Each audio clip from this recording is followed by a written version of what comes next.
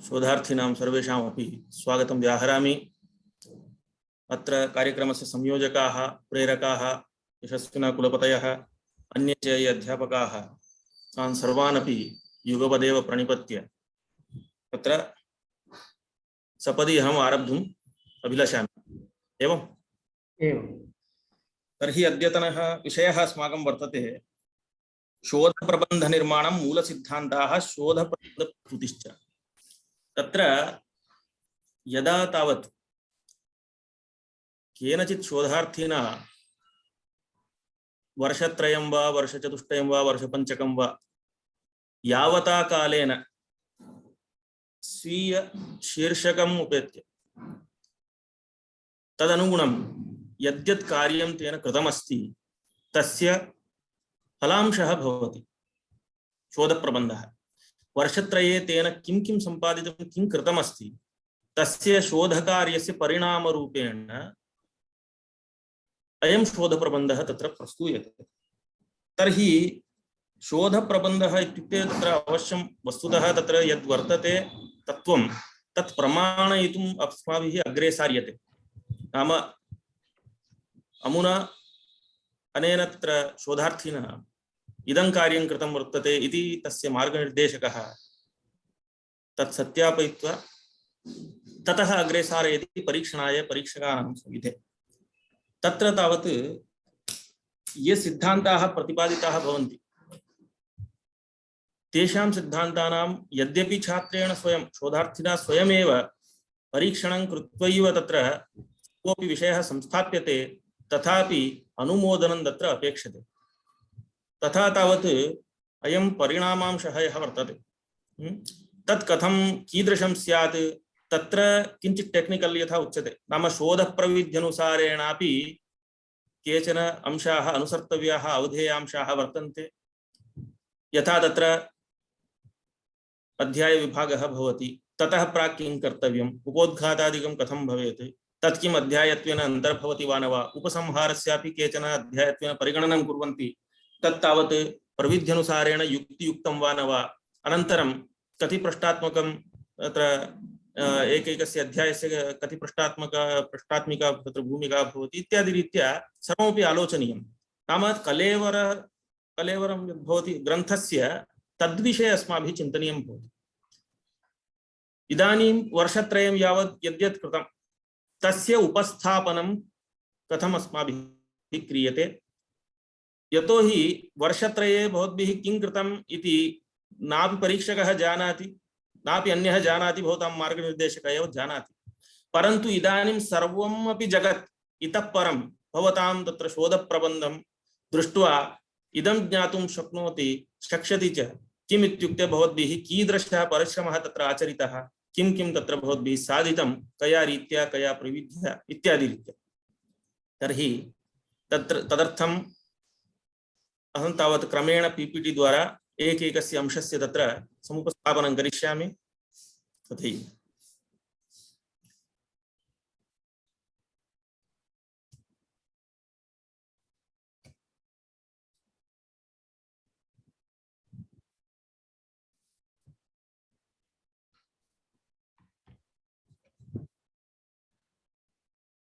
दृश्यते किल? दृश्यते। स्क्रीन् आगच्छति भवतः। एतत् पोस्ट अटेंडेड जूम किमपि। अरे गतं वा?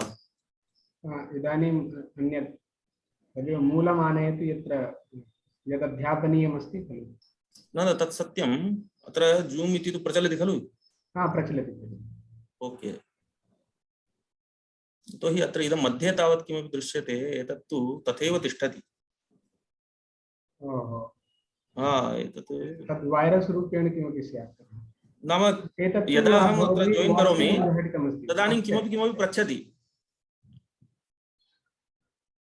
नाम यदा जोइन कर्तुम् अहं प्रविशामि तदानीं किमपि पृच्छति। सः क्लेशः वर्तते, तस्मादेव विलम्बः जायमानः आसीत्। ओहो एवम्।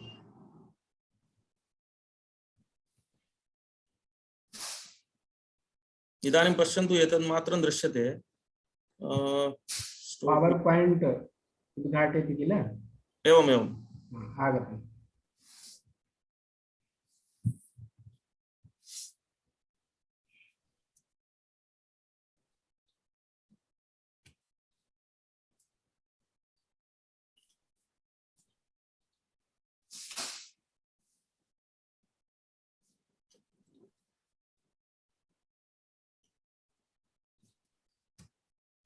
एतद् मध्ये आगच्छति, कुतः एवम् इति न ज्ञायते। इदानीं सम्यक् एव दृश्यते खलु, कामेश्वर सिंह फस्ट् स्लैड् अस्ति खलु, आम् तदेव दृश्यते अत्र। न इदानीं तत् नाम यत् मेन् तदासीत् खलु मुख्यं, तत्र सः अंशः गतः कुत्र।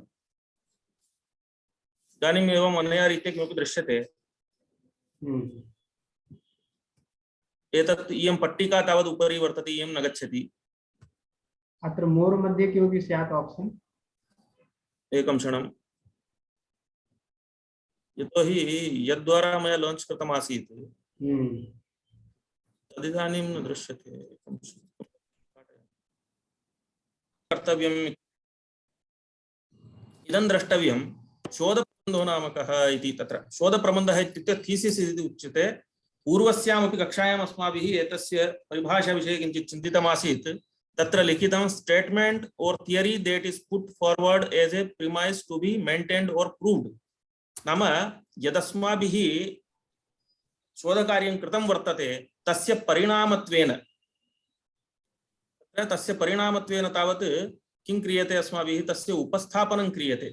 किमर्थं? तस्य प्रूव् कर्तुं, नाम तस्य सत्यापनं कर्तुम् इति।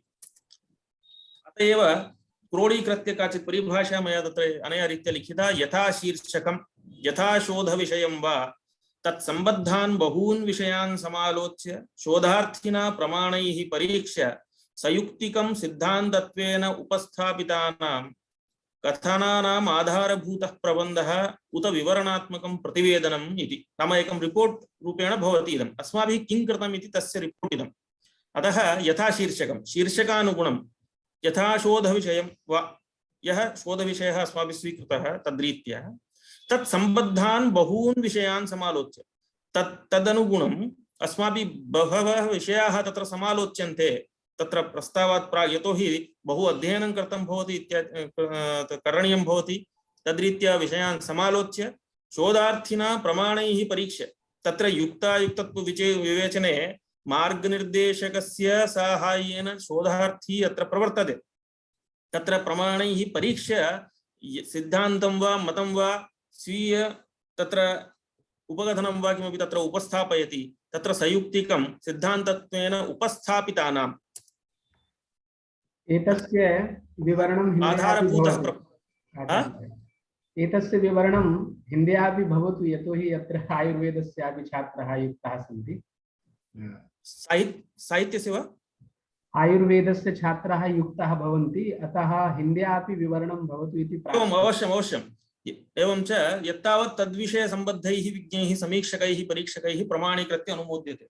अर्थात एक थीसिस का मतलब क्या है कि जो हमने शोध कार्य किया है उसका परिणाम के रूप में उपस्थापन, 2 या 3 वर्षों तक आपने जो कार्य किया है उसके बारे में। जैसे कि आपका शीर्षक क्या है, टाइटल ऑफ द थीसिस, शोध विषय अथवा जो आपने शीर्षक लिया है उसके अनुगुण उससे संबद्ध बहुत सारे विषयों को समालोचन करके, उनकी तुलना करके, उनका परीक्षण करके प्रमाणों के साथ, अर्थात उसमें कुछ प्रमाण भी होना चाहिए, पता चलना चाहिए कि किससे जो हम कह रहे हैं, जो स्टेटमेंट हम यहाँ पर जो दे रहे हैं वो स्टेटमेंट किसी प्रमाण के द्वारा परीक्षित है कि नहीं। इस तरह से उन कथनों का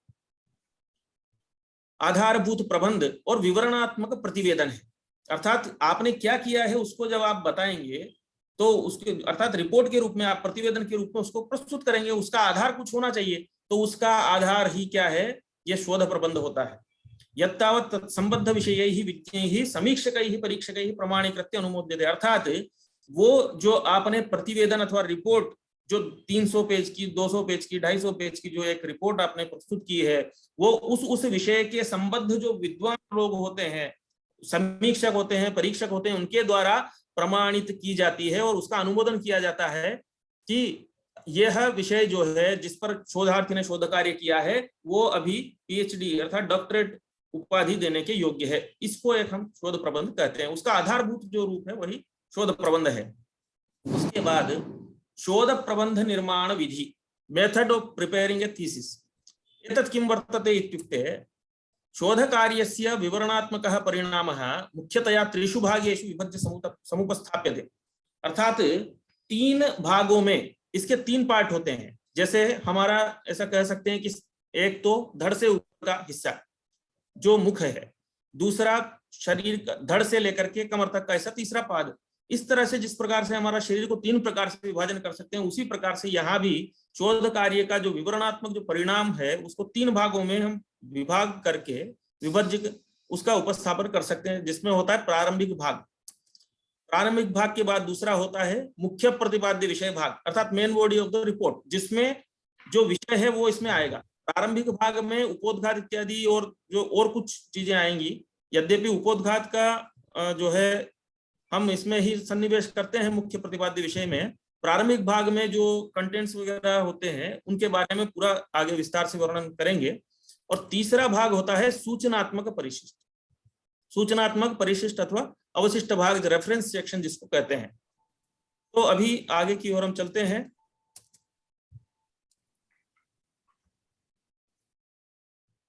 शोध प्रबंध से प्रारंभिक भाग है, ये क्या होता है? Preliminary section of the thesis. अर्थात तत्र किं किं भवति तस्य उदाहरणानि अपि अहं तत्र प्रदर्शयिष्यामि। शीर्षक पृष्ठम, टाइटल पेज, जो फ्रंट पेज होता है वो शोध प्रबंध के प्रारंभिक भाग में ये आएगा।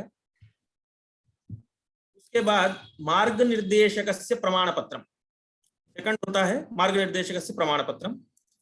सर्टिफिकेट ऑफ गाइड, स्वकीय प्रतिज्ञा पत्र अर्थात प्रोमिसरी नोट और प्रोनोट, जिसको कहते हैं कि मैंने यह विषय जो यहाँ पर कार्य किया है ये इसका पहले किसी उपाधि के लिए समर्पण नहीं किया इसका, और मैंने पूर्णतया मौलिक तथ्यों को लेकर यहाँ पर जो है मौलिक उपस्थापना की है, और इसको मैं यहाँ पर जिस उपाधि के लिए प्रस्तुत कर रहा हूँ वो दूसरी उपाधि के लिए मैंने कहीं समर्पित नहीं किया, और मैंने अपने मार्ग निर्देशक के मार्ग निर्देशन में इस कार्य को किया है। और इसी प्रकार का सर्टिफिकेट मार्ग निर्देशक पहले देते हैं कि यह कार्य जो है मेरे मार्ग निर्देशन में पूर्णतया इसने जो है जो भी प्रविधि अर्थात जो विधियां फॉलो करना चाहिए उनका अनुसरण करते हुए इसने कार्य किया है करके। उसके बाद इसमें आगे होता है प्राग विद्यावारिधि पाठ्यक्रम प्रमाण पत्र। पहले ये हिस्सा नहीं होता था, पर आजकल चूंकि जो षाण्मासिक विद्यावारिधि का कोर्स है वो उत्तीर्ण छात्र ने अगर नहीं किया है, उस कोर्स को कंप्लीट नहीं किया है, तो शोधार्थी अपना थीसिस सबमिट नहीं कर सकता। इसलिए प्राग विद्यावारिधि पाठ्यक्रम जो है जिसमें प्रविधि इत्यादि का अध्यापन करवाया जाता है उसकी उत्तीर्णता का प्रमाण पत्र उसके बाद होना चाहिए। उसके बाद कृतज्ञता ज्ञापन, एक्नॉलेजमेंट्स, अर्थात कृतज्ञता ज्ञापन में कि सबसे पहले तो जो हमारे इष्ट देव हैं ईश्वर इत्यादि का धन्यवाद हम आरंभ करते हैं, और वहां से लेकर के अपने गुरुजनों को स्मरण करते हुए कि जिन्होंने इसमें थीसिस को एक ग्रंथ के रूप में अर्थात प्रबंध के रूप में प्रस्तुत करने में जिस जिस प्रकार से हमें जिस जिस व्यक्ति से प्रत्यक्ष अथवा परोक्ष रूप से हमें सहायता मिली है उसके लिए हमें कृतज्ञता का ज्ञापन यहाँ पर करना होता है। उसके बाद विज्ञप्ति, स्टेटमेंट। विज्ञप्ति में क्या होता है कि आपने जो विषय लिया है उसके चयन का बीज तो आपने उसमें सिनॉप्सिस में पहले ही बता दिया होता है, लेकिन उसका एक बार यहाँ स्मरण करवाते हुए कि मैंने इस उद्देश्य से इस विषय को लिया था, क्यों मेरी रुचि इसको करने में हुई, और यहाँ पर मैंने जो उपस्थापन किया है वो अमुक अमुक विधि से इस प्रकार से किया है, इसमें 4 अध्याय होंगे, क्या होंगे वो सब आपको विज्ञप्ति में अपने स्टेटमेंट में यहाँ पर दिखाना होता है। इसका भी उदाहरण आगे बताऊंगा। उसके बाद आता है विषय सूची, कंटेंट्स। विषय सूची के बाद इसमें विषय सूची में जो अनुक्रमणिका है उसमें यही सब आएगा, कहाँ से क्या लेना है उसका भी एक प्रारूप आपके सामने प्रस्तुत करूंगा। संकेताक्षर सूची, संकेताक्षर सूची, संकेताक्षर सूची, लिस्ट ऑफ अब्रिविएशन। तो जो ग्रंथ आपने यहाँ पर उपयोग में लाए हैं उन ग्रंथों का आपको क्या करना है कि संकेत छोटे छोटे, जैसे महाभारत है तो म भा ऐसा करके, महाभाष्य है तो महाभा, अथर्ववेद है तो अथर्व, ऐसा करके इस तरह से संकेताक्षर सूची वहां पर है। और ध्यातव्यांश जो है, अब ये काली पट्टी का बीच में आ रही है, ये समझ में नहीं आ रहा इसको। अच्छा, इसको ऐसे तो धातव्यांश, यहाँ पर एक अत्यंत जो उपयोगी जानकारी है कि विषय सूची में उपोद्घातात् तदेव विषय सूच्याम उपोद्घातात् प्राक् पृष्ठ संख्या रोमन लिप्यां लेख्या यथा एतादृशरीत्या 1 2 3 4 इति। तदनन्तरं तु सामान्यतया 1 2 3 4 एतादृशं तत्र लेखनीं नमूलकं।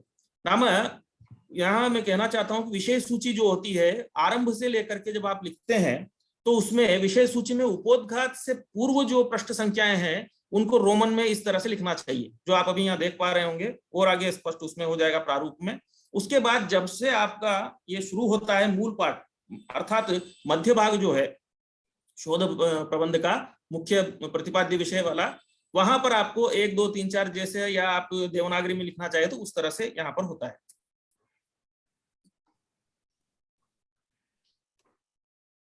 उसके बाद नंबरिंग पैटर्न ऑफ कंटेंट्स, यही मैं आपको यहाँ पर अभी प्रतिपादन करूंगा। जैसे स्वीकृति पत्र है, ये रोमन में है, देखिए दो को हमने ऐसे लिखा है। प्राक कथन प्रमाण पत्र इत्यादि जो है वो 3 में ऐसे लिखा है।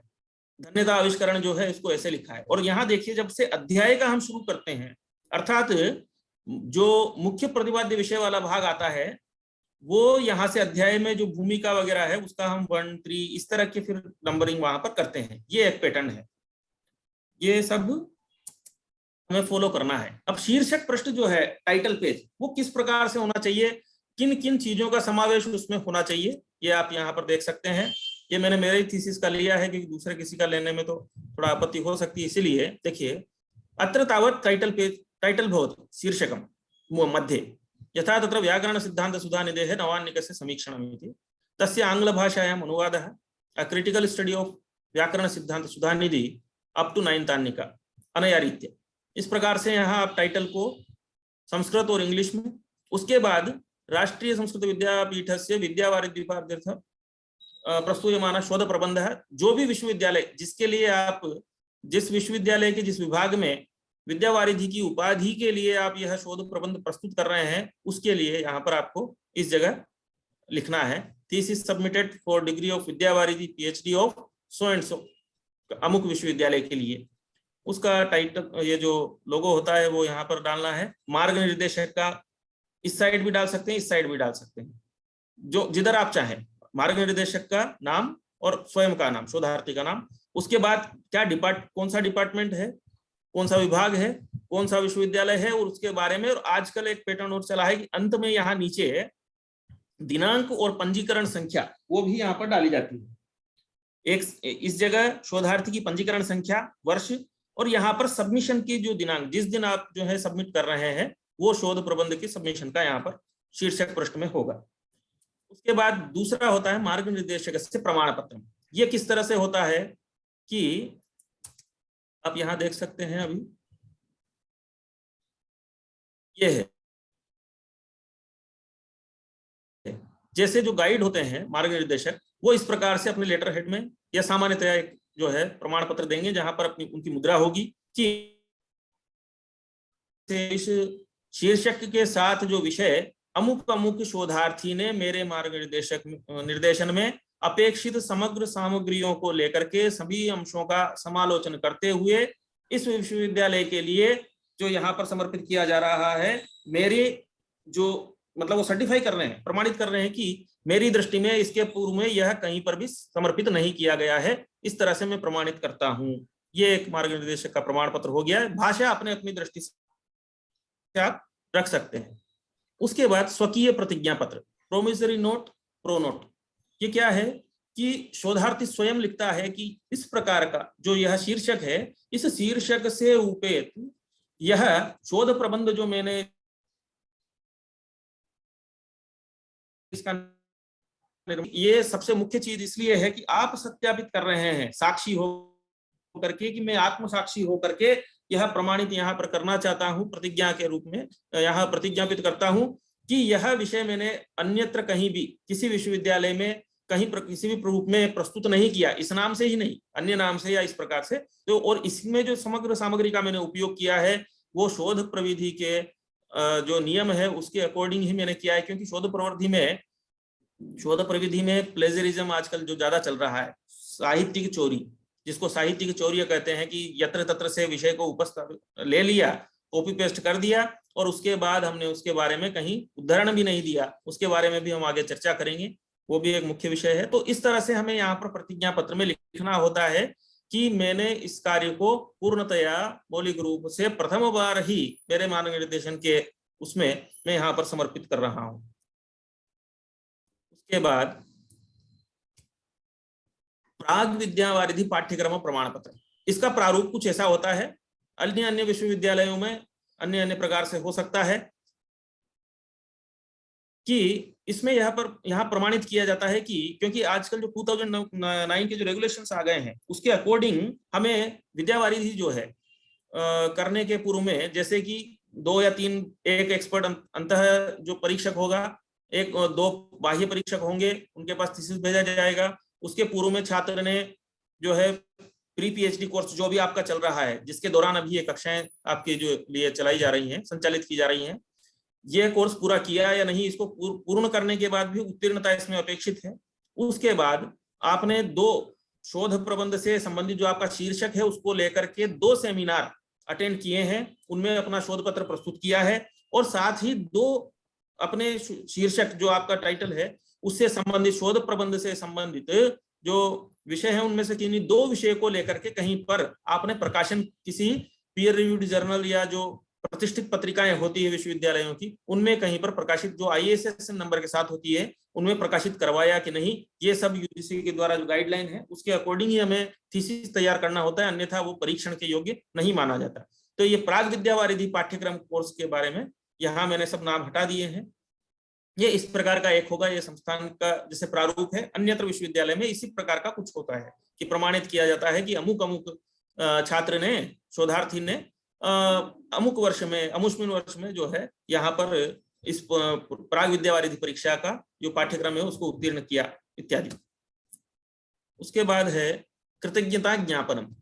ये क्या है? कृतज्ञता ज्ञापनम में आपको जैसे अपने गुरु चरण का, उसके बाद और किसी अध्यापक जो भी आपके गुरुकल्प है या और भी जो गुरुजन हैं, उनसे आपने किस किस प्रकार से, या तो आपने उनसे अध्ययन किया हो, चर्चा की हो, किसी भी प्रकार से उनसे प्रत्यक्ष या परोक्ष रूप में सहायता ली है, उन सबका स्मरण करते हुए अपने विभाग अध्यक्ष इत्यादि, अपने विश्वविद्यालय के कुलपति इत्यादि, क्योंकि उनके मुख्यतया देखा जाए तो जो रिसर्च कमेटी होती है, मुख्य जो रिसर्च कमेटी विश्वविद्यालय की, उसके चेयरमैन होते हैं कुलपति, उनका स्मरण करना जरूरी, क्योंकि उन्हीं की आज्ञा से सारा कुछ होता है। आपके थीसिस के शीर्षक के चयन से लेकर के जो आपका अंतिम पड़ाव होता है, जहां पर आपका वाइवा होता है, वहां तक की प्रक्रिया उन्हीं की देखरेख में, उनके प्रतिनिधि जो एग्जामिनेशन कंट्रोलर इत्यादि हैं उन्हीं की देखरेख में सब होती है, उन्हीं की संस्तुति के द्वारा। तो उन्हीं सबका, गुरुजनों का यहाँ पर हमें कृतज्ञता आविष्करण करना है। उसके अलावा आपके मित्रों ने प्रूफ रीडिंग इत्यादि की है, अन्य प्रकार से किसी प्रकार से सहायता की है, उन सबका नाम इसमें आपको यहाँ पर जो है डाल करके उनके लिए एक बार आपको कृतज्ञता ज्ञापित करनी है कि इन 3 वर्षों में, 4 वर्षों में, 5 वर्षों में आपके किस प्रकार से कौन सहायक हुए हैं, वो सब आपको इसमें यहाँ पर डालना है। क्योंकि कृतम न स्मरेत प्राज्ञः, जो आपके लिए जो किसी ने कुछ किया है उसका विस्मरण, कृतम न विस्मरेत प्राज्ञः, जो आपके लिए किसी ने कुछ थोड़ा सा भी किया है तो उसका आपको अंश, आपको आभार प्रकट करना चाहिए। ये यहाँ पर जो है लौकिक नियम का हम अनुसरण करते हैं। उसके बाद विज्ञप्ति जो है, ये किसी किसी थीसिस में आपको दिखेगी, किसी किसी में नहीं नजर आती है। आखिर इसमें होता क्या है कि विज्ञप्ति में आपने यहाँ पर जो स्थूलतः एक परिचय देना होता है, ये एक सामान्य भूमिका है, आगे उपोद्घात होगा वो अलग है, लेकिन ये एक सामान्य भूमिका के रूप में आपको यहाँ पर किस तरह से आप इस विषय को लेने के लिए उद्धत हुए, इस विषय का चयन करने के बाद आपने किस किस शोध प्रविधि को लेकर के किस प्रकार से कितने अध्यायों में इसका विभाजन करते हुए यहाँ पर आपने शोध प्रबंध का निर्माण किया है, इस तरह की आपको एक यहाँ पर विज्ञप्ति में विज्ञापना करनी होती है। उसके बाद क्योंकि इसको देखने से एक स्पष्टता हो जाती है कि आपने यहाँ पर क्या अनुसरण किया होगा। जब परीक्षक आपका थीसिस का समालोचन करेगा, अर्थात परीक्षा करेगा, आपको अवार्ड देना है कि नहीं उसके बारे में, तो वो विज्ञप्ति में देखता है कि इसमें क्या क्या विषय है, आदो यहीं पर देख लेता है कि इसमें किस प्रकार से इसने वचन जो यहाँ पर प्रतिज्ञा की है। विज्ञप्ति में भी एक तरह की प्रतिज्ञा ही होती है कि मैंने इस कार्य को इस प्रकार से आगे मैं इसको लेकर के गया हूं। तो जिन शोध प्रविधियों का अथवा जिस प्रकार का आप यहाँ पर निर्देश करते हैं वो आगे है या नहीं, वो सब आपको यहाँ पर ज्ञापित करना होता है।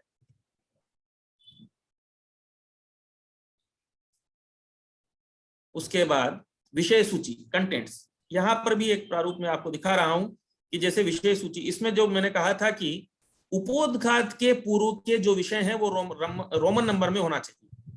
जो हम लिखते हैं आई मतलब 1, आई 2, इस तरह से, तो उस तरह का होना चाहिए। किसी किसी में आपको वो मिलेगा, किसी में नहीं होता है, लेकिन वो रोमन नंबर में लिखना चाहिए।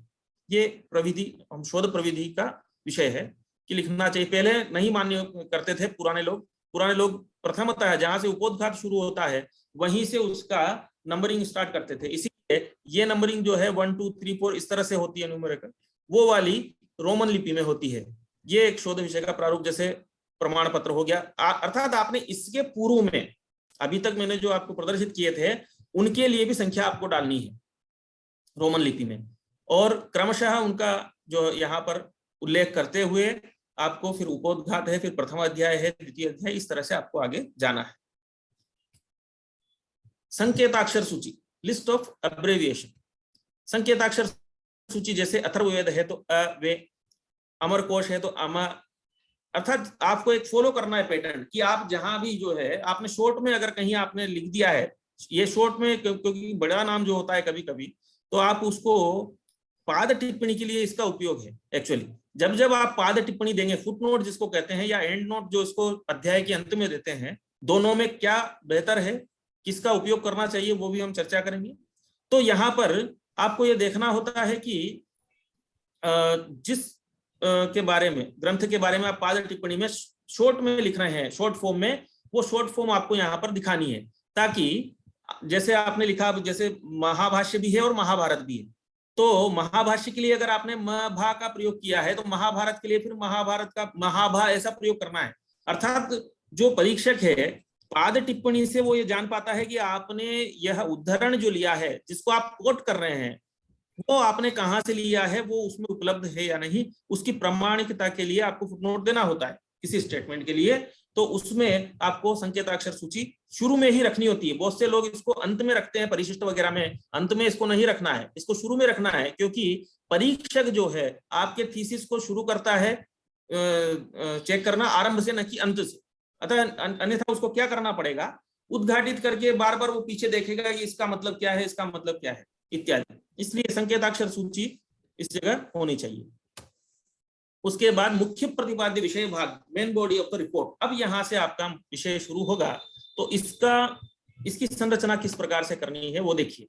मुख्य प्रतिपाद्य विषयोपस्थापने अयम क्रमः आश्रियते, मेथोडोलॉजी के अनुसार। यहाँ पर एक बहुत गूढ़ बात मैं आपको कहूंगा, कुछ लोग इसको अंगीकार नहीं करेंगे, लेकिन वास्तव में वो सत्य है कि अभी आगे आकर के बताता हूं आपको। उपक्रम, क्योंकि इसमें भी 3 है। उपक्रम नाम इंट्रोडक्शन, नंबर 2 इसमें वो उपक्रम में प्रस्तावना, उपोद्घात, भूमिका इत्यादि आता है। इस प्रस्तावना, भूमिका, उपोद्घात ये जो है प्रथम अध्याय के रूप में आपको इसका स्वीकार नहीं करना है, क्योंकि प्रस्तावना, उपोद्घात, भूमिका में आपके शास्त्र का इतिहास वगैरह, जैसे स्वशास्त्र का इतिहास है, जिस विषय से संबंधित आप हैं, तो इसमें वो सारी चीज आती है। सर्वे ऑफ लिटरेचर का भी इसमें उल्लेख आ जाता है कि आपने इससे संबंधित कितने ग्रंथ हैं या कितनी विषय आपके विषय से संबंधित हैं जिनका आपने अध्ययन किया। लेकिन हम मूल को हमें विस्मरण नहीं करना चाहिए कि हमारा मूल क्या है। जैसे त्रिमुनि व्याकरण है, साहित्य शास्त्र का है, तो कहाँ से साहित्य शास्त्र का, जैसे अग्नि पुराण से बताते हैं कि उसमें काव्य तत्व थे, वहां से लेकर के हम उसको लेकर के आते हैं। वेदों में भी जब कुछ लोग वेदों से ही बताते हैं कि सामवेद इत्यादि जो है वो एक तरह की कविताएं तो हैं, तो उसको वो लेकर के आते हैं। आयुर्वेद के छात्र जैसे यहाँ है, तो आयुर्वेद का जो है प्रथम ग्रंथ कौन सा था, कैसे उसका इतिहास की धन्वंतरी भगवान से लेकर के, या उसके पूर्व में कुछ था, या चरक इत्यादि का सारा कुछ जो है क्रमशः एक ऑर्डर होता है अपने स्वशास्त्र इतिहास में कि हमें फॉलो करना होता है कि पूर्व अर्थात सबसे पूर्व में कौन था, उसके बाद फिर कौन, फिर उसके बाद कौन, एक क्रम जो है क्रोनोलॉजिकल क्रम में हमें आना होता है। कि जैसे 100 वर्ष पूर्व में कौन थे, फिर उसके बाद 90 वर्ष पूर्व, ऐसे करते करते आधुनिक पर्यंत हमें उसको लाना होता है, स्वशास्त्र इतिहास से लेकर के और प्रकृत विषय पर्यंत, अर्थात लिंक करना है, क्योंकि इसके बाद उपक्रम के बाद आपको अपने थीसिस में मुख्य विषय का आरंभ करना है। तो उसमें आपको क्या करना होता है कि व्याकरण शास्त्र का इतिहास आपने शुरू किया और आपका विषय है कि नागेश भट्टे के लघु शब्देन्दु शेखर में संज्ञा परिभाषा प्रकरण का यदि आपको समीक्षा करनी है तो आपको क्या करना होगा कि कैयट इत्यादि इन सबको लाते हुए लास्ट में जो आपको उदाहरण देना है वो प्रकृत विषय के पूर्व में जस्ट आपको लघु शब्देन्दु शेखर और नागेश भट्ट इन दोनों के बारे में वहां पर कुछ उपस्थापन करना होगा। उसके बाद तो लेकिन ये ध्यान रखना है मेथोडोलॉजी के अनुसार प्रथम अध्याय के रूप में यह स्थापित नहीं करना, क्योंकि ये विषय सभी लोग जानते हैं कि पाणिनि कब हुए, कात्यायन कब हुए, पतंजलि कब हुए, मम्मट का कार्य का जन्म काल उनका कौन सा था, कालिदास का जन्म काल कौन सा था, अगर आप जो है काव्य शास्त्र पे काम कर रहे हैं या इत्यादि, तो ये सब लोग जानते हैं। ये नया विषय आप उपस्थापित नहीं कर रहे हैं, इसलिए आपके थीसिस का मेन पार्ट होते हुए भी इसको आपको अध्याय के रूप में गणना नहीं करना है, क्योंकि अध्याय का मतलब है कि आपने अपना विषय उपस्थापन करना शुरू कर दिया, मुख्य विषय जो है। उसके बाद क्रमशः अध्याय, चैप्टर्स इन ऑर्डर, जैसे प्रथम अध्याय, द्वितीय अध्याय, तृतीय अध्याय। और यह हमेशा ध्यान रखना है कि प्रथम अध्याय से आपके विषय का सूत्रपात हो जाना चाहिए। जैसे मेरा विषय जैसे था कि व्याकरण सिद्धांत सुधानिधि नवान्निक समीक्षण, तो उसमें आरंभ में अथशब्दानुशासनम ऐसा करके विचार है। तो अथशब्दानुशासनम करके विचार है तो फिर पहले उसमें चैप्टर में पहले ही अध्याय में पहला विषय जो है वो किस तरह से होता है कि अथशब्दानुशासनम इसकी समीक्षा ऐसा करके, अर्थात विषय का उपस्थापन प्रथम अध्याय से हो जाना चाहिए। प्रथम अध्याय में कभी भी आपको प्रस्तावना, उपोद्घात, भूमिका इत्यादि का सन्निवेश नहीं करना है। ये मेथोडोलॉजी के अनुसार, ये भारतीय मेथोडोलॉजी में भी इसका अनुसरण किया जा चुका है, मान्य कर लिया गया है, लेकिन फिर भी कुछ लोग पुराने उस ढर्रे पर चल रहे हैं अभी भी, उससे आगे आना है हमें। या अत्र सर्वः प्रतिपाद्यः विषयः सप्रमाणं निरूपणीयः, अध्याय संख्या विषयानुगुणं भवितुमर्हति तथापि न्यूनतया 3 वा 4 अध्याय भवेयुः। यहाँ भी एक चीज ध्यान देने योग्य है कि जो जो विषय आप यहाँ प्रतिपादन कर रहे हैं उसका प्रमाण देते हुए, केवल कल्पना मात्र नहीं, जो आप कल्पना कर रहे हैं, मान लो कि एवं भवितुमर्हति, ऐसा भी अगर आप कोई विषय का उपस्थापन करते हैं या आपने कोई नया तत्व ही खोज लिया है, तो उसके सपोर्ट में कि आपने जो कह रहे हैं उसका कहीं ना कहीं से आपको लगा होगा कि भाष्यकार ने ऐसा कहा, उसका कारण यहाँ पर ऐसा हो सकता है। या चरक संहिता में जैसे कोई 2 तत्वों को गुण द्रव्य के बारे में अगर आप चर्चा कर रहे हैं आयुर्वेद वाले विद्यार्थी, तो सामान्य सी बात है, जैसे बादाम जिसको कहते हैं हम आलमंड, तो बादाम जो है उसको हम अगर सूखा खाएंगे तो शरीर में गर्मी करेगा, उसके गुण द्रव्य विपरीत हो जाते हैं। उसको अगर हम जो है केवल वैसे ही भून करके खाते हैं तो उसके गुण द्रव्यों में अंतर आ जाएगा। उसको हम पानी में भिगो करके फिर उसको थोड़ा सा पीस करके पेषण करके उसका खाते हैं तो वो शरीर में जो है ठंडक पहुंचाता है। तो इस प्रकार से एक ही पदार्थ के गुण द्रव्यों में अंतर होता है। तो क्या आपने उसका परीक्षण किया है, क्या पूर्व ग्रंथों में ऐसा मिलता है? तो इस प्रकार से जो है आपको आयुर्वेद के छात्रों को इस चीज में ध्यान देना है। जैसे एक बहुत अच्छा उदाहरण आपको देता हूं, आयुर्वेद वाले यहाँ पर हैं कि भोजन के रूप में, क्योंकि बहुत सारे रोग तो हमारे भोजन के इधर उधर जो क्रम होता है हमारा, उसकी वजह से कभी हमारे शरीर को क्या सूट कर रहा है, कौन सा भोजन हमारे शरीर के अनुगुण है, वातावरण के अनुगुण है कि नहीं, ये सब चीजें भी आयुर्वेद में परीक्षण की जाती है कि आप ठंडे प्रदेश में जाकर के और आप इस प्रकार का भोजन करेंगे कि आपके शरीर को एनर्जी ना मिले। अब जैसे दक्षिण भारत में आप आएंगे, यहाँ आपको एक समय जो है चावल का जो चावल भात है उसको खाना होगा। उत्तर भारत में जाकर के आप दोनों समय चावल खाएंगे नहीं चलेगा, इतनी सर्दी होती है, आपको एक समय वहां रोटी का खानी होगी। पंजाब में जाएंगे तो आपको स्पाइसी फूड खाना होगा।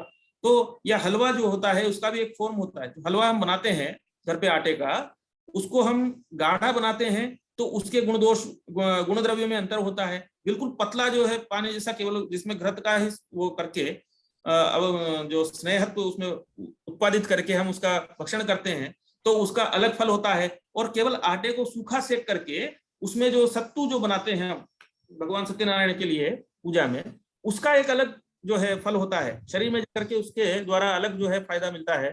थोड़ा सा मैंने आयुर्वेद का अध्ययन किया, इसलिए ये सब बता पा रहा हूँ कि कहाँ कहाँ काली मिर्ची है। आप सोचिए, वो गर्मी भी करती है, ठंडी भी करती है। जब आप ठंडाई में उसका यूज करते हैं काली मिर्च का, तो वो आपके शरीर में ठंडक करेगी। सौंफ है, सौंफ को खाने पर आप अगर उसके ऊपर से गर्म पानी पीते हैं तो शरीर में जाकर के गर्म करेगा, और आप जो है ठंडा पानी पीते हैं तो ठंडा करेगा। उसके ऊपर दूध पीते हैं तो दूध के पाचन में वो जो इस तरह के जो परीक्षण है, कदाचित ये आपको उन ग्रंथों में ना मिले, लेकिन परंपरा में चल रहे हैं तो आप उसका परीक्षण की मैंने इसका टेस्ट किया कुछ 4 लोगों के ऊपर, जो है मैंने उनको सौंफ दे करके, सौंफ खिला करके मैंने उनको, किसी को गर्म दूध दिया, किसी को ठंडा पानी दिया, किसी को और कुछ दिया, उसके प्रभाव इस प्रकार से रहे। परीक्षण करके भी आप उसको लिखते हैं, तो जो भी आप सत्यापित कर रहे हैं, उपस्थापित कर रहे हैं एक सिद्धांत के रूप में, मत के रूप में, उसका प्रमाण होना जरूरी है। इसलिए अत्र सर्वः अपि प्रतिपाद्यः विषयः सप्रमाणम निरूपणीयः। नागेश कहते हैं कि रप प्रत्याहार नहीं होता है, तो उन्होंने कहा कि रप प्रत्याहार क्यों नहीं होता है? पाणिनिः तत्र लकारम तत्र अतोलनान्तस्य इत्यत्र लकारम नोच्चारयेत् रैत्यनेनैव निर्वाहात् इत्यादि उन्होंने प्रमाण दिया, अगर वैसा स्टेटमेंट दिया तो। उसी प्रकार से अगर हम उसके पक्षधर नहीं है कि नहीं नागेश का मत हमें ठीक नहीं लग रहा है, तो वरवनिकार इत्यादि जो है, जो उसमें खंडन करते हैं, उनको लेकर के हम जो है लेकर के आएंगे कि नहीं, उसके बाद के आचार्यों ने भी इन प्रमाणों से नागेश के मत को नहीं माना है, दीक्षित के मत को माना है इत्यादि। तो जो आप कहते हैं वो उस प्रकार से यहाँ पर सब प्रमाण आपको उपस्थापित करना है, और वो प्रमाण आप फुटनोट के रूप में देंगे, उसका महत्व भी आगे बताएंगे। अध्याय संख्या कितनी होनी चाहिए? कम से कम 3 अध्याय से 4 अध्याय इसमें होने चाहिए, ज्यादा 5, 6, 7, 8 भी हो सकते हैं। ये सब आपको विषय के ऊपर डिपेंड करता है कि आपने विषय कितना लिया, कैसे लिया, उसके ऊपर यह जो है आश्रित करता है। उसके बाद उपसंहार, कंक्लूजन। उपसंहार क्या है? एतस्यापि अध्यायत्वेन परिगणनम न कर्तव्यम। यह भी आपको ध्यान देना है कि जिस प्रकार से उपक्रम अर्थात प्रस्तावना, उपोद्घात, भूमिका इत्यादि का अध्ययन अध्याय के रूप में आपको परिगणना नहीं करना है, उसी प्रकार से उपसंहार भी आपको अध्याय के रूप में जोड़ना नहीं है। कारण, क्योंकि कंक्लूजन में होता क्या है, प्रथम अध्याय में आपने क्या किया उसका सारांश, द्वितीय अध्याय में आपने क्या किया उसका सारांश, चतुर्थ अध्याय में, तृतीय अध्याय में, पंचम अध्याय में क्या किया उनका सारांश होता है, न कि आप यहाँ पर किसी नए चीज का आविष्करण कर रहे हैं। और जो उपसंहार में आप जो सारांश लिखते हैं उसमें निष्कर्ष इत्यादि कुछ लोग जोड़ देते हैं, लेकिन निष्कर्ष जब आप किसी, मान लो तुलनात्मक अध्ययन आप कर रहे हैं कि इन 2 आचार्यों का, काव्य प्रकाशकार और रसगंगाधरकार के मत का जब आप परीक्षण तुलना कर रहे हैं, तो तुलना में आपको यह होना चाहिए कि जो निष्कर्ष आता है उसको वहीं पर लिखना है समीक्षा को, न कि आपको बाद में यहाँ उपसंहार इत्यादि में नहीं। उपसंहार की भी एक सीमा होती है, कितने पेज होने चाहिए, वो भी हम आपको आगे बताएंगे। ये पूरा हम मेथोडोलॉजी का अध्ययन करके आपके सामने उपस्थापित कर रहे हैं। तो प्रस्तावना, उपोद्घात, भूमिका और उपसंहार, ये दोनों चीजें अध्याय से भिन्न होनी चाहिए। उसके बाद शोध प्रबंध लेखनारंभात् प्राग्ध्येयाः अंशाः, कि शोध प्रबंध जब आप लिखना स्टार्ट करते हैं तो उसके पहले ये चीजें अवश्य ध्यान में होनी चाहिए। Points to be noted before starting to write thesis, जैसे कि न्यूनातिन्यूनम कति पृष्ठा भवेयु। सभी शोधार्थियों के मन में ये जिज्ञासा होती है कि कम से कम कितने, अगर किसी का छोटा ही टॉपिक है तो फिर वो सोचता है कि कितने कम से कम पेज हो, क्या मैं 100 पेज में लिख दूं, 120 पेज में लिख दूं? लेकिन नहीं, 100 से 120 पेज की जो सीमा है वो एमफिल के डिसर्टेशन के लिए होती है। पीएचडी के लिए कम से कम, अब आप देखते हैं तो मुख्य प्रतिपाद्य विषय 180 पेज का होता है, कि मुख्य प्रतिपाद्य विषय 180 पेजेस उसमें होने चाहिए, जो अध्याय के रूप में आपने विभाजन किया उसमें। और उपोद्घात और उपसंहार ये दोनों उससे अलग है। तो ये न्यूनतम सीमा है 180 पेज। आपका विषय अगर बड़ा है तो उसमें ज्यादा पेजेस हो सकते हैं, ज्यादा अध्याय हो सकते हैं। अधिकतम सीमा विषयानुगुणम भवितुमर्हति, अधिकतम सीमा जो है वो किसी विषय के अनुगुण हो सकती है। और ये जो 180 पेज जो है ये यूजीसी के द्वारा निर्धारित किया गया है, कहीं पर उल्लेख है इसका। लेकिन आश्चर्य की बात यह है कि साइंस वगैरह के क्षेत्र में कभी कभी उन्होंने बहुत सूक्ष्म परीक्षण करके, जैसे एक फॉर्मूला इजाद किया, एक फॉर्मूला या कोई सूत्र बना दिया, तो उसके ऊपर तो इसी तरह शायद 10 या 12 पेज का थीसिस एक मैंने देखा था सेंट्रल यूनिवर्सिटी ऑफ हैदराबाद में, साइंस का है, उन्होंने एक फॉर्मूला बना दिया कोई वैज्ञानिक परीक्षण उन्होंने किया, एक फॉर्मूला, केवल एक ही फॉर्मूला है, वो सर्वात्मना नूतन उन्होंने कुछ परिकल्पना की, उसके ऊपर उनको पीएचडी मिली, शायद 10-12 पेजेस का है, जिसमें उन्होंने थोड़ा थोड़ा इंट्रोडक्शन वगैरह कुछ लिख करके एक फॉर्मूला जो है नया इजाद किया, उस पूरे मात्र के ऊपर भी उनको पीएचडी मिली है। लेकिन हमारा जो विषय होता है वो कभी 2 पेज में, 3 पेज में या 10 पेज में नहीं आएगा। संस्कृत क्षेत्र में ऐसा है कि हमें जो प्रमाण देने होते हैं उसके लिए हमें कोट्स देने होते हैं कि महाभाष्यकार ने अमुक अनिक में ऐसा कहा फला जगह, तो हम उसका उदाहरण देते हैं, तो 3 या 4 लाइन तो वहीं से आ गई। इस प्रकार से 3-4 पंक्तियों का उदाहरण वहां से देते हैं, फिर उसके अलावा किसी और जगह से भी देते हैं। तो ये सब हमें सोचना चाहिए। ये किसी छात्र ने या किसी ने कुछ ये 2 लाइनें ऐसे कौन सी कर दी भाई बीच में, वो कश्चित् कोई मोबाइल केनचित् तत्र हस्तलेखं प्रदर्शितम् अत्र किमपि एतत् सर्वं मास्तु नो चेत् रिन्यू क्रियते, ये सब नहीं करना है आपको। अनन्तरम् उपोद्घातः अधिकाधिकं मुख्य विषयस्य 10 to 12%। अब यहाँ पर ये विषय आ रहा है कि उपोद्घात और उपसंहार के बिना 180 पेज हमें कम से कम लिखने हैं, तो उपोद्घात कितने पेज का होना चाहिए? उपोद्घात होना चाहिए 10 से 12%, इससे ज्यादा नहीं। आपका विषय केवल मान लो 180 पेज जैसे आपने निर्धारित किया है, तो 18 से 20 पेज आप लिख दीजिए, 30 पेज लिख लीजिए, इससे ज्यादा नहीं। 300 पेज का थीसिस है, 30 पेज लिखिए। लेकिन कभी कभी क्या होता है, 180 पेज आप मुख्यतया लिख रहे हैं, उसमें 50 पेज तक आपने केवल हिस्ट्री लिख दी, history of literature, history of व्याकरण, हिस्ट्री ऑफ ज्योतिष। इस तरह से नहीं, केवल 50-60 पेज उसी के हो गए, उसका फायदा नहीं है। वो तो आप किताबों से लेकर के वो का वही विषय आप उपस्थापन कर रहे हैं, इसलिए केवल उनको आपको स्मरण करना है और अपने मूल विषय पर्यंत जो लिंक करना है, वहां तक आने के लिए आपको जो है इतिहास की जरूरत होती है कि आपने सर्वे ऑफ लिटरेचर भी किया है कि इतने ग्रंथ आपके जो है उसमें हैं इत्यादि, उनका एक दिंग मात्र निर्देशन करना होता है। तो 10 to 12% उपोद्घातः स्यात्। उसके बाद उपसंहार कितना होना चाहिए? उपसंहारः 5-7 पृष्ठात्मकः भवितुम् अर्हति। अत्र संपूर्णस्य प्रबन्धस्य सारः लिख्यते। इसीलिए इसका अध्याय में गणना नहीं होती, क्योंकि यहाँ यह 5 से 7 पेज का पर्याप्त होता है। आपके ज्यादा ज्यादा अगर 8 अध्याय हैं, एक अध्याय को आप 1 पेज में भी सारांश लिखना चाहें कि मैंने इन विषयों का यहाँ पर स्थूलतः जो एक परिचय देना होता है आपको, तो यहाँ पर संपूर्ण प्रबंध का सार लिखा जाता है उपसंहार में। उसके बाद अब पृष्ठ संख्या किस प्रकार से आपको डिवाइड करना है, कैसे विभाग करना है, किस किस नाम जो अध्याय है उनमें किस प्रकार से पृष्ठ संख्या आपको देखनी है कि विषय का विभाजन कैसे हो। तो यहाँ एक ध्यान देने वाली बात है, ध्यातव्य है। प्रथम अध्याय से पृष्ठ संख्या सर्वाधिका भवति। प्रथम अध्याय जो है उसकी पृष्ठ संख्या सर्वाधिक होना चाहिए। उसके बाद द्वितीय अध्याय में उससे कम, तृतीय में कम, इस प्रकार से क्रमशः कम करते हुए जब आप आते हैं तो उपसंहार में आकर के आपके पास 5 से 7 पृष्ठात्मक जो है हो गया। तो जैसे 180 पेज में आप ये मान के चलिए कि लगभग 60 पेज का प्रथम अध्याय हो गया, 50 या 45 पेज का द्वितीय अध्याय हो गया, फिर तीसरा अध्याय लगभग 40 पेज का हो गया, चौथा अध्याय फिर जो है 30 पेज 35 पेज का हो गया। इस तरह से आप उसको डिवाइड कर सकते हैं। उसी के अनुगुण आपका विषयों का विभाजन भी करना है। यदि वैसा संभव नहीं है, कभी कभी क्या होता है, ऐसे थीसिस भी मैंने देखे हैं ग्रंथालयों में कि पहले उन्होंने छोटा रखा लगभग 20-25 पेज का, उसके बाद द्वितीय अध्याय में एकदम से उन्होंने 80 पेज लिख दिए, फिर तीसरे अध्याय में फिर से वापस आकर के 30 पेज लिख दिए। इस तरह का नहीं होना चाहिए, उससे ग्रंथ का स्वरूप बिगड़ता है।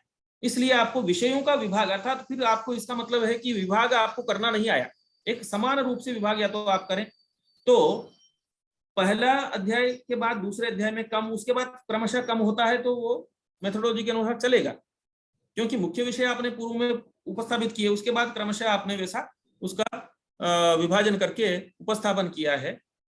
यदि आपको इस तरह से नहीं मिल रहा है, कभी कभी क्या करते हैं, पहले अध्याय में बहुत ज्यादा लिख दिए पृष्ठ, दूसरा अध्याय केवल 20 पेज का, तीसरे अध्याय में फिर से 50 पेज, ऐसा भी नहीं होना चाहिए।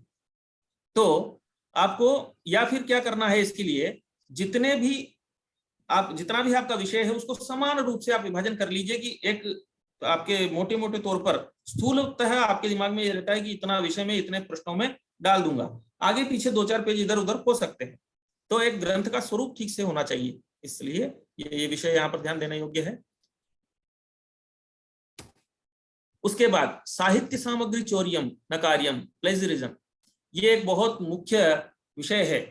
इसको आपको अत्यंत क्योंकि अभी यूजीसी ने पूरा ऐसा कर दिया है कि जब आप सीडी के रूप में, ये भी एक नियम कर दिया कि आपको जो 4 प्रति या 3 प्रति जो भी आपको सबमिट करनी होती है 4 प्रति, उसके साथ एक सीडी में आपको डिजिटल रूप में इसको प्रस्तुत करना होता है आपके शोध कार्य को, क्योंकि उस सीडी के द्वारा वो वहां पर चेक किया जाता है। एक एंटी प्लेजरिज्म पॉलिसी है यूजीसी की, उसके अनुसार मैक्सिमम 10% आपको आपकी प्रतिकृति, आपने सामान्य सेम वैसा का वैसा विषय ले लिया है तो भी आपका अंगीकार किया जाएगा। 10% से ज्यादा नहीं होना चाहिए, अन्यथा उसको साहित्य सामग्री चोरी करके कि आपने नकल किया है, नकल करने के रूप में उसको लेकर के आपके थीसिस को खारिज किया जा सकता है। इस चीज का आपको बहुत अच्छे से ध्यान रखना है।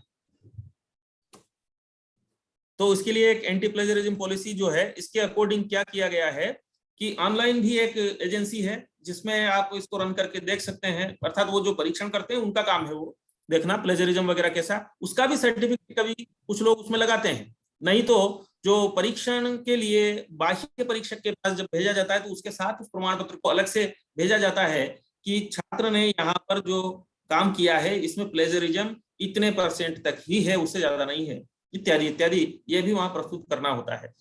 तो ये प्लेजरिज्म है क्या? प्लेजरिज्म क्या है कि जब आपने जैसे कभी कभी क्या होता है कि नागेश भट्ट के ग्रंथ से अथवा शब्दकोश से, मनोरमा से, कहीं से भी एक पैराग्राफ उठा लिया और उसको आपने वहां पर डाल दिया। अब वहां पर रख करके आपने उसमें आपने ये तो लिख दिया कि ये जो है सिद्धांत है, लेकिन आपने कहीं पर दीक्षित जी का नाम नहीं लिया, भट्टोजी दीक्षित का, आपने कहीं नागेश भट्ट जी का नाम नहीं लिया, कहीं पर आपने रसगंगाधर का नाम नहीं लिया, कहीं पर वराहमीर जी का नाम नहीं लिया। जहां से भी, जिस ग्रंथ से, जिस विषय के जिस ग्रंथ से आपने एक पैरा को लिया है उसको लेकर के आपने नाम नहीं लिया, वैसे ही डाल दिया। इस तरह का अगर बहुत ज्यादा आपके इसमें डेटा उपस्थित होता है आपके थीसिस में तो प्लेजरिज्म में आ जाएगा। इसलिए आपको क्या ध्यान देना है कि यत्र यत्र साक्षात ग्रंथेभ्यः उद्धरणानि स्वीक्रियन्ते तत्र पाद टिप्पणी संयोजनीया। उतना ही नहीं, आजकल एक परीक्षण इस तरह भी किया जा रहा है कि आपने जो कवि भंग्यंतर से जो कहा गया है उसी को आप तोड़ मरोड़ के लिख देते हैं, वो प्लेजरिज्म में आता है। तो आपको वहां पर क्या करना है कि इस तरह का आशय अमुक ग्रंथ में है, ऐसा आपको फुटनोट में दे देना है। और जहां आप डायरेक्ट पूरा पैराग्राफ या कुछ भी ले रहे हैं या पंक्ति ले रहे हैं, उसका तो आपको उद्धरण देना ही है पाद टिप्पणी में, फुटनोट में। अतः यत्र यत्र साक्षात ग्रंथेभ्यः उद्धरणानि स्वीक्रियन्ते तत्र पाद टिप्पणी संयोजनीया। उससे आपकी चोरी नहीं मानी जाएगी कि आपने चोरी नहीं किया, आप बता रहे हैं कि मैंने वहां से लिया है। एक सीधी सिंपल सा ये है, अगर आपने किसी से 10 रुपया उधार लिया और बाहर जाकर के आप कह रहे नहीं मेरे कोष में तो जो 10 रुपया है, लेकिन बाद में पता चला कि नहीं इसने तो किसी से उधार लिया, या फिर आप चुरा करके ले आए और फिर भी कह रहे नहीं ये मेरा ही 10 रुपया है, ऐसा नहीं। आप अगर कहते हैं कि नहीं मैंने अमुक व्यक्ति से उधार लिया है तो फिर वो चोरी में नहीं आता है। उस प्रकार की यहाँ पर एक आत्मसाक्षी मान करके हमें ग्रंथ में उद्धरण जो है लिखना चाहिए। ये उद्धरण जो है वो पाद टिप्पणी के रूप में, और पाद टिप्पणी किस तरह की होनी चाहिए ये बहुत मुख्य विषय है। यस्मात् ग्रंथात्, फुटनोट जो आप देते हैं, यस्मात् ग्रंथात् उद्धरणं स्वीक्रियते तस्यैव उल्लेखः कर्तव्यः यथा काव्य प्रकाशस्य यस्मात् संस्करणात् उद्धृतिर्वर्तते तस्यैव उल्लेखः स्यात् न तु अन्यस्य संस्करणस्य प्रकाशकस्य। यहाँ पर होता क्या है, छात्र क्या करते हैं कि जब आप कार्य करने बैठते हैं तो आप एक ही ग्रंथ की 2 या 4 टीकाओं, 5 टीकाओं, 10 टीकाओं का अनुसरण करते हैं। तो आपको बिब्लियोग्राफी में वो सब लिखना है कि मैंने काव्य प्रकाश के ही 5 टीकाओं का अध्ययन किया, वहां आप लिख सकते हैं क्योंकि आपने परिशीलन तो किया है। आपने महाभाष्य की 3 या 4 टीकाओं का अलग अलग संस्करण जो है उनका अनुसरण किया उपस्थापन करने के लिए। रसगंगाधर के जो 3 या 4 टीकाओं को देखते हुए मैंने 3-4 अलग अलग संस्करणों का जो है यहाँ पर अनुसरण किया है, उनसे मैंने विषयों का चयन किया है। तो आयुर्वेद में जैसे ग्रंथ है, वाग्भट का है या किसी का भी है, तो चरक संहिता है, तो उसमें आपने जहां भी कौन से संस्करण का लिया, अगर क्योंकि होता क्या है जब आप यहाँ पर ये थीसिस जब आपका चेक किया जाता है तो उसमें वो ध्यान देने योग्य बात होती है कि आपने लिखा कि जैसे यहाँ पर एक नंबर डाल दिया नंबर 1 और फुटनोट में लिख दिया कि अमुक ग्रंथ से अमुक पृष्ठ से इस संस्करण से मैंने लिया। तो होगा क्या, अगर आपने यहाँ तो नाम तो लिख रहे हैं फुटनोट में किसी संस्करण का अन्य का, लेकिन आपने यहाँ पर लिया अन्य से, तो उस पृष्ठ संख्या पे नहीं मिलेगा। उदाहरणार्थ महाभाष्य के पस्पशान्निक में कैयट में पेज नंबर जो कैयट नामक प्रदीप टीका, कैयट की प्रदीप टीका, उसमें पेज नंबर 85 पर आपने जो है कुछ उद्धरण लिया, लेकिन आपने संस्करण यहां डाल दिया मोतीलाल बनारसी दास का। चौखंबा वाले में वो चीज 70 नंबर पेज नंबर 70 पे थी, लेकिन मोतीलाल बनारसी दास वाले संस्करण में वो पेज नंबर 85 पे है। आप यहाँ पेज नंबर 70 डाल रहे हैं, परीक्षक को वो मिलेगी नहीं। तो आपको जानकारी सही देनी है कि आपने कहाँ से इसको लिया है, क्योंकि एक ही ग्रंथ की कई टीकाएं प्रचलित है। जिस टीका से आपने लिया है उसका उल्लेख करते हुए उसी संस्करण का, सन का भी आपको, वर्ष का भी ध्यान रखना है, क्योंकि कभी कभी क्या होता है कि जब नया संस्करण आता है तो उसमें परिवर्तन भी कभी हो जाता है। आजकल तो क्या कर रहे हैं कि उसका डमी बना करके उसके ऊपर कवर पेज चेंज होता है, बाकी पुराना ही आता है। लेकिन कभी कभी पूरा नए ढंग से उसका टंकण करवा करके कुछ दोष रहते हैं तो उनका निवारण करते हुए नूतन संस्करण में कोई विषय ज्यादा अच्छी तरह से उपस्थापन किया जाता है। तो उस संस्करण का भी हमें वहां पर फुटनोट में ध्यान देना है कि जिस जगह से हमने लिया है, जैसे यहाँ पर हमने फुटनोट डाला कि ये पंक्ति कहाँ से ली है, तो उस पंक्ति का जिससे दिया है वही लिखना है। बिब्लियोग्राफी में आप दूसरे ग्रंथों का उल्लेख करेंगे वो अलग बात है। यावद अधिक संख्या का पाद टिप्पण्यः ग्रंथस्य प्रामाण्यम द्योतयन्ति, तो जितनी भी ज्यादा आप फुटनोट होंगे वही आपके ग्रंथ का प्रमाण, आपके ग्रंथ का प्रामाण्य द्योतित करेंगी। पाद टिप्पणियां जो होती है कि आपने फुटनोट इतना दिया, मतलब आपने इतना रेफर किया है। रेफरेंस, पाद टिप्पणी क्या है? रेफरेंस है। आपने इतने सारे विषयों का रेफरेंस यहाँ पर दिया है, अर्थात आप कपोल कल्पना कुछ नहीं कर रहे हैं, जो भी लिख रहे हैं सब प्रमाण लिख रहे हैं। इस चीज को ये बताता है। तो पाद टिप्पणी का महत्व ये है। कहीं कहीं पर अंत टिप्पणी भी होती है। पाद टिप्पणी एक तो जिस पेज में आपने जो कोट किया उसको वहीं पर लिख रहे हैं। अंत टिप्पणी क्या है? अध्याय के अंत में होती है। ये ज्यादातर ये पैटर्न कहाँ फॉलो किया जाता है? रिसर्च पेपर में फॉलो किया जा सकता है, क्योंकि रिसर्च पेपर 5 से 10 पेज का, 15 पेज का हो सकता है।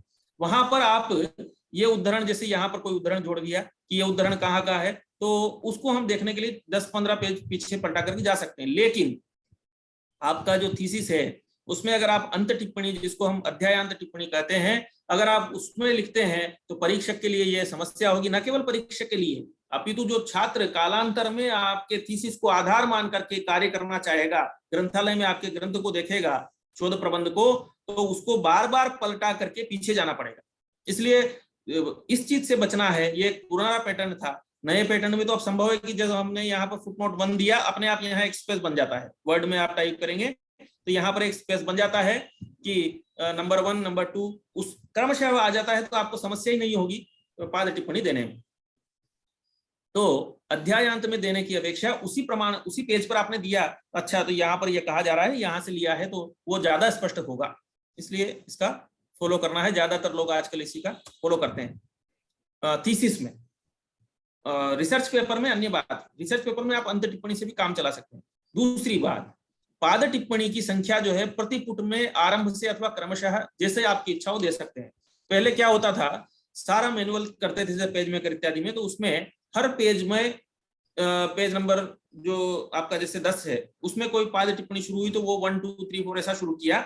नेक्स्ट पेज नंबर 11 में भी 1 2 3 4 ऐसा करके भी दे सकते हैं। ऐसा पहले दिया जाता था। लेकिन आजकल जो इस प्रकार की प्रोग्रामिंग वगैरह हो गई है, लेटेक्स वगैरह इस तरह के सॉफ्टवेयर आ गए हैं कि उनमें जब हम टाइप करते हैं, फुटनोट देते हैं, तो एक क्रमशः जो है वो चलता रहता है। तो ये एक अध्याय तक एक क्रमशः चलेगा। एक अध्याय में 1 नंबर से लेकर के 200 नंबर तक आपकी पाद टिप्पणी हो सकती है, वो क्रमशः चलती रहेगी। इस तरह का एक पैटर्न है। ज्यादातर आजकल इसी को फॉलो किया जा रहा है। उसके बाद जो तुलना, समीक्षा, निष्कर्ष इत्यादि है, वो प्रत्येक विषय के बाद जो उपविषय है, जैसे प्रथम अध्याय पश्पचान्निक का समीक्षा, तो पश्पचान्निक में पहले अर्थशब्द का विचार किया, उसके बाद फिर व्याकरण अध्ययन प्रयोजन का विचार किया, उसके बाद फिर सिद्ध श्रद्धा संबंधी इत्यादि लिख कर गए आप, गौण प्रयोजन इत्यादि को लेते हुए। तो आपको क्या करना है, जहां जो विषय आपने आलोचित किया उसका निष्कर्ष वगैरह भी उसी के तुरंत बाद लिखना है कि अधशब्द यहाँ पर आरंभ का द्योतक है अथवा वाचक है। ऐसे साइंस में किया कि कोई फॉर्मूला उन्होंने बना दिया कि H2O जल होता है, लेकिन H2O2 हो गया तो वो भारी पानी के उसमें उसको हार्ड वाटर कहते हैं। तो उन्होंने अगर जैसे कोई परीक्षण किया, उसके बाद उनको पता चला कि अगर ऑक्सीजन के 2 अणु डाल देंगे हाइड्रोजन के 2 अणु के साथ, तो फिर क्या हो गया, वो भारी पानी हो जाएगा। इस तरह से तो उसका जो निष्कर्ष वो लिखते हैं कि नहीं, अगर हाइड्रोजन के 2 परमाणु और ऑक्सीजन का 1 परमाणु लेकर के हम काम करते हैं तो वो क्या होता है कि वो जल रहता है, लेकिन वो भारी पानी में तब्दील हो जाएगा यदि आप उसको ऑक्सीजन के 2 अणु कर देंगे। तो इस तरह का निष्कर्ष अगर आपको लिखना है तो वो जहां पर आप जल के बारे में आपने कुछ परीक्षण किया है वहीं पर आपको लिखना है। तो ये विषय यहाँ पर होगा। उसके बाद उपसंहारे सर्वेषाम अध्यायानाम सारांशः लेखनीय, और उपसंहार जो होता है उसमें सभी अध्यायों का सारांश लिखना चाहिए क्रमशः। इसीलिए ये अध्याय में इसकी गणना नहीं होती, ये पहले भी हमने कहा। अब देखिए, परिशीलित ग्रंथ सूची, bibliography is a major point of your thesis. ये प्रमाणित करता है कि आपने जो है कितने ग्रंथ देखे हैं, किस प्रकार से। इसमें एक चीज है कि बिब्लियोग्राफी में आकार आदि क्रम से ये होना चाहिए। ये हम आगे अभी थोड़ा सा बताएंगे, अभी तो हमने यहाँ प्रारूप डाले हैं कि आकार आदि क्रम से बिब्लियोग्राफी होना चाहिए।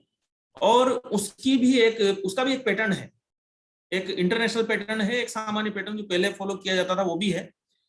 तो आकार आदि क्रम से बिब्लियोग्राफी में सबसे पहले ग्रंथ जैसे आकार आदि क्रम से आपने लिया कि अथर्ववेद इत्यादि, जो भी अमरकोश इत्यादि, उसको लिया।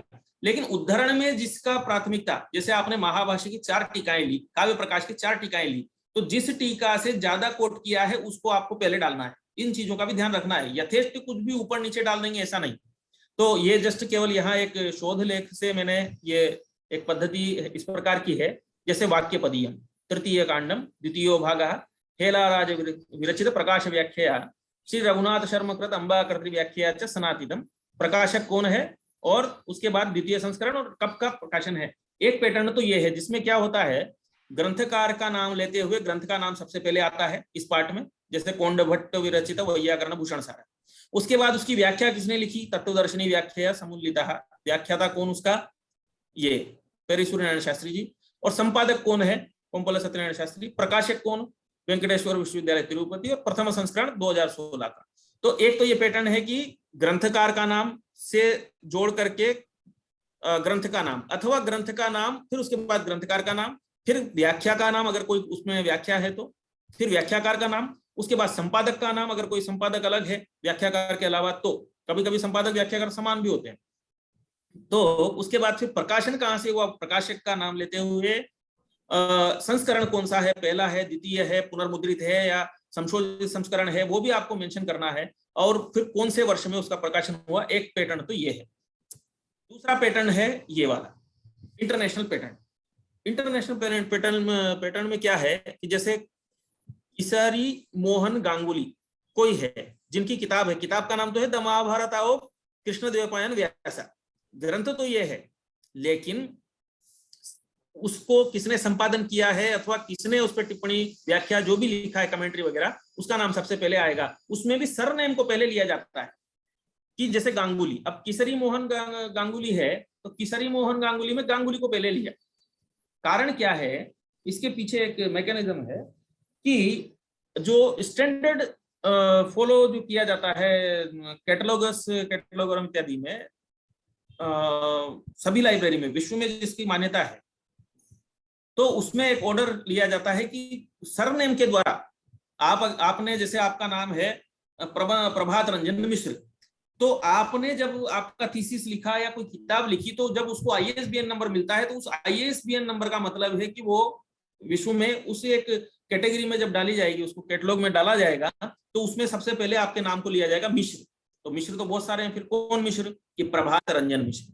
कब छपी उसका फिर सन डालेंगे, ग्रंथ का फिर टाइटल डालते हैं, टाइटल डालने के बाद प्रकाशक कौन है वो डाला जाता है। तो ये एक इंटरनेशनल पैटर्न है जिसमें इसमें भी थोड़ा सा अंतर है। कुछ लोग ये प्रकाशन वर्ष यहाँ आया है, ये अभी रिसेंट है कि गांगुली किसरी मोहन 1993 द महाभारत ऑफ कृष्ण देवपायन व्यासा, ये मूल ग्रंथ का नाम है। अगर उसी कोई टीका टिप्पणी या उस पर कुछ लिखा गया है कमेंट्री इत्यादि, उसका नाम फिर बाद में आता है। फिर न्यू दिल्ली इत्यादि जो भी है, एक पैटर्न ये हो गया। उसके बाद नेक्स्ट पैटर्न ये भी है एक, आपटे शिवराम। जैसे शिवराम आपटे आपको पता है, फेमस है, आपटे शिवराम। ये सब मैंने इसमें जो है आकार आदि क्रम से इसलिए नहीं है क्योंकि ये मैंने उन रेफरेंस वहां से लिए हैं, शोध जो पत्र प्रकाशित किए जाते हैं वहां से। तो आपटे शिवराम, देखिए शिवराम आपटे नाम है, लेकिन आपटे उसका सरनेम लिया गया। उपाध्याय बलदेव में बलदेव उपाध्याय का उपाध्याय लिया गया, फिर बलदेव लिया गया। संस्कृत वांग्मय का बृहत इतिहास, उत्तर प्रदेश संस्कृत संस्थान और 1998। ये कौन सा प्रकाशन है वो भी यहाँ इनको डालना चाहिए था, वो उन्होंने नहीं डाला। लेकिन एक ये पैटर्न है कि सरनेम के बाद मुख्य नाम जो उसका संपादक है अथवा जो ग्रंथ का करता है, ग्रंथ का नाम, फिर उसके बाद प्रकाशक और प्रकाशन वर्ष। लेकिन प्रकाशन वर्ष को आजकल ज्यादा इसलिए फॉलो किया जा रहा है, अगर आपने यहाँ डाल दिया यहीं पर सेकंड नंबर पे तो तुरंत उसमें ये होता है कि पहले उसको ध्यान जाता है, नहीं तो आपको फिर बाद में डालने पर फिर यहाँ पर जैसे 1987 अगर दूसरा प्रकाशन ही नहीं हुआ इसका शिवराम आपटे के कोश का तो कोई बात नहीं, नहीं तो आपको यहाँ पुनर्मुद्रित संस्करण, द्वितीय संस्करण, तृतीय संस्करण, चतुर्थ, पंचदश, षोडश सब कुछ लिखना पड़ेगा। जैसे इसमें इस तरह का नहीं, यहाँ नहीं दिया है ऐसा। मिश्र, चौखंबा, विद्याभवन इन्होंने सब उसी तरह से लिया है, लेकिन वो भी यहाँ पर लिखना चाहिए, पोहार, प्रकाश, तपागत इत्यादि इत्यादि। जैसे दुर्गा प्रसाद पंडित, पंडित दुर्गा प्रसाद में दुर्गा प्रसाद पंडित, श्री मुरारी विरचित अनर्घ राघवम, रुचि उपाध्याय ग्रंथ, टीका समेतम, निर्णय सागर प्रेस 1908 ऐसा करके लिखा है। उसके बाद एक ये है पैटर्न जो मैं कह रहा था, दूसरा पैटर्न इंटरनेशनल पैटर्न जो फॉलो किया जाता है, उसी में एक प्रकार ये है कि जिसमें प्रकाशन वर्ष अंतिम में आता है। जैसे पाठक, पंडित जगन्नाथ पाठक है तो पाठक सरनेम पहले लिया, फिर पंडित जगन्नाथ बाद में लिखा। किस पर उन्होंने काम किया है तो हर्षचरिता बाणभट्टा, उस पर काम किया। प्रकाशन कहां से हुआ? चौखंबा विद्याभवन से, वाराणसी 2012 में, इत्यादि इत्यादि। ये एक पैटर्न हो गया। अब जो सूचनात्मक परिशिष्ट भाग है, तो बिबिलियोग्राफी में आपको बहुत सूक्ष्मतया ध्यान देना है कि जिन ग्रंथों का आपने वहां पर आप उल्लेख कर रहे हैं बिबिलियोग्राफी में दो तरह के ग्रंथों का उल्लेख होता है। एक तो आपने जिनसे उद्धरण इत्यादि लेते हुए परीक्षण में जिनका काम लिया है, दूसरा जिनको आपने केवल पढ़ करके भी फॉलो किया है, भले उसका आपने उद्धरण नहीं डाला लेकिन उससे आपको कुछ तत्व ज्ञान मिला है, कुछ जानकारी मिली है, उसको भी आपको डालना है। लेकिन पहले उनको डालना है जिनका उद्धरण आपने लिया है अकारादि क्रम से। जैसे एबीसीडी के क्रम से आप आए तो काव्य प्रकाश की 4 टीकाएं हैं, काव्य प्रकाश के जिस टीका को आपने ज्यादा कोट किया है उसको पहले डालिए, जिसको आपने कम कोट किया है उसको सेकंड नंबर पे डालिए, जिसको आपने बिल्कुल कोट नहीं किया लेकिन उसका अध्ययन आपने किया उस टीका का, उसको तीसरे नंबर पे डालिए। ऐसा करके होता है। सूचनात्मक परिशिष्ट भाग अर्थात ये थर्ड पार्ट है आपका। मुख्य विषय जो अध्याय विभाजन था जिसमें आपने निरूपण करना था सप्रमाण, वो सब कर दिया। भाषा के ऊपर मैं इसलिए नहीं बोल रहा हूं यहाँ पर, भाषा कैसी होनी चाहिए, क्योंकि आपको खुद पता है जब आप रिसर्च कर रहे हैं तो आचार्य परीक्षा उत्तीर्ण करने के बाद, मास्टर डिग्री करने के बाद, एक किसी लैंग्वेज में या किसी सब्जेक्ट में मास्टर होने के बाद यह कहने की जरूरत नहीं है, वो अंडरस्टूड है कि आपकी भाषा कितनी परिष्कृत और कितनी परिमार्जित होना चाहिए। परिशीलित, तो ये सूचनात्मक परिशिष्ट भाग है। इसमें क्या आता है? परिशीलित ग्रंथ सूची बिबिलियोग्राफी, अर्थात बिबिलियोग्राफी तुरंत उसके बाद लिखी, मतलब अंतिम जो उपसंहार है ना उसके तुरंत बाद ये आ जाना चाहिए। तो परिशीलित ग्रंथ सूची, संदर्भ ग्रंथ, जिसको बिबिलियोग्राफी कहते हैं। उसके बाद नेक्स्ट, अकारादि क्रमेण तत्रापि यतः उद्धरणानि स्वीकृतानि तेषाम् उल्लेखः पूर्वम्, ये मैं बता चुका हूं। फिर परिशिष्ट आते हैं। परिशिष्ट क्या है? अपेंडिक्स जिसको हम कहते हैं। उसमें क्या क्या हो सकता है? परिशिष्ट में वो विषय आते हैं जो आप कहीं नहीं जोड़ सकते हैं, इसीलिए उसको परिशिष्ट कहते हैं। अर्थात आपने इन विषयों की चर्चा आप कहीं नहीं कर सकते हैं, क्योंकि अभी जैसे व्याख्यात सूत्र आपने नवान्निक में जैसे 79 सूत्र हैं, 79 सूत्रों में से आपने कितना लिया? या सांख्य कारिका पे आपने काम किया, 72 कारिकाएं हैं, लेकिन आपने केवल कुछ 4 कारिकाओं को लेकर के काम किया, बाकी की छोड़ दी। तो आपने व्याख्यात विषय की सूची आप डाल सकते हैं परिशिष्ट में, आप वहां नहीं डाल रहे हैं। अनुक्रमणिका में तो डाल रहे हैं कि इसका इसका इसका, लेकिन एक परिशिष्ट में आप ये बता सकते हैं, क्योंकि आपके कंटेंट को, विषय अनुक्रमणिका को देख करके किसी को डाउट हो सकता है कि अरे सांख्य कारिका में 72 कारिकाएं हैं, ये तो लिख रहे हैं कि सांख्य कारिका में मैं कारिकाओं का जो है समालोचनात्मक अध्ययन कर रहा हूं, लेकिन इन्होंने तो यहाँ 40 ही लिखी है, 40 के ऊपर ही काम किया, बाकी का कौन सी छोड़ दिया, क्या किया। तो यहाँ अलग से आप उसको स्पेशल नोट में डाल सकते हैं परिशिष्ट में, जैसे व्याख्यात विषय की सूची, सूत्र की सूची, कारिका की सूची इत्यादि। एक तो विषय सूची जो आपने छोड़ दिए हैं उनका। कभी कभी किसी पर्टिकुलर ग्रंथकार ने ही, जैसे कोई टीका आपने लिखी, उस टीका में कुछ कारिकाओं को छोड़ दिया जाता है, तो उस टीका में व्याख्यात कारिकाओं की सूची उस तरह पे आप डाल सकते हैं। आप परिशिष्ट कितना भी हो सकता है। शोध प्रबंध इसीलिए, और फिर आपके शोध प्रबंध में कौन कौन सी कारिकाओं का आपने उद्धरण किया है इत्यादि, अलग से अलग अलग जगह से ला करके उनकी आप सूची डाल सकते हैं। उद्धृत लौकिक न्याय सूची, कुछ इस तरह के रेफरेंस लौकिक न्याय वगैरह उसमें मिले हैं, उनको आप डाल सकते हैं। तद न्यायानां व्युत्पत्तीनां सूची, जैसे न कर्मधारयान् मत्वर्थीयः तदर्थ बहुव्रीहिश्चेत् तदर्थ प्रतिपत्तिकरः इत्यादि शास्त्रीय विषय में आप देखते हैं तो इस तरह के कोट्स आप डाल सकते हैं, उनकी सूची डाल सकते हैं अगर ज्यादा वो आए हैं 10-15 तो। शोध कार्य के विषय को आश्रित करके 2 संगोष्ठी में जो आपने किया है उसका प्रमाण पत्र यहाँ होना है। उसके बाद मतलब 2 प्रमाण पत्र कि आपने किसी शोध आपके शीर्षक से संबंधित 2 विषयों को लेकर के जो 3 साल में आपने काम किया उससे संबंधित आपने 2 प्रश्न शोध पत्र जो है आपने प्रस्तुत किए हैं, उसका भाग ग्रहण का प्रमाण पत्र यहाँ अंत में होना चाहिए दोनों का। और 2 जो आपने शोध लेख प्रकाशित किए हैं उनकी पूरी प्रति, छाया प्रति जो है आपको उसमें जोड़नी है। इस प्रकार से यह विषय यहीं पर समाप्त होता है। संभवतः सभी विषयों का मैंने संक्षेप में यहाँ पर जो है आपके सामने उपस्थापन किया है। सभी मैं वापस वहीं आना चाहूंगा। तो आपने सभी ने इतनी तन्मयता से इतनी देर तक मुझे सुना, उसके लिए सबका धन्यवाद ज्ञापन करता हूं।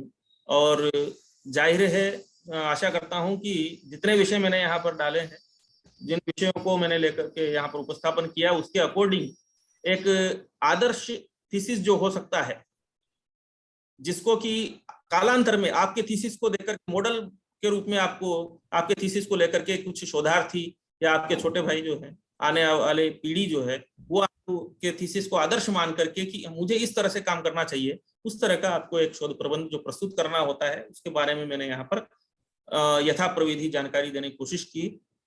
मेरा प्रयास सफल हो यही मैं आशा करता हूँ। धन्यवाद।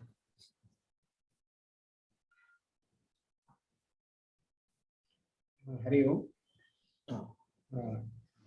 अद्यतनी कक्षा अत्रैव विरमति।